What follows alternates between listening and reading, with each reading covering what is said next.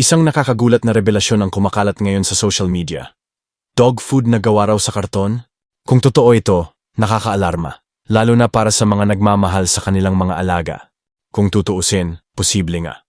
Ang karton, gawa sa cellulose, isang uri ng fiber. At kapag giniling, hinaluan ng flavor at kulay, maaari ngang magmukhang pagkain ng aso. Ibig sabihin ba nito, matagal na tayong niloloko? Ngunit nang sinuri ng mga eksperto, lumabas ang katotohanan. Walang ebidensya, walang dokumento, at walang ulat na nagpapatunay na ginagawang sangkap ang karton sa dog food. Sa katunayan, mahigpit ang regulasyon sa paggawa ng pagkain ng alagang hayop. Bawat produkto, dumadaan sa pagsusuri bago ito makarating sa merkado. Sa huli, hindi lahat ng kumakalat online ay totoo. Kaya bago matakot, bago magpanik, magtanong, magsuri, at alamin ang katotohanan,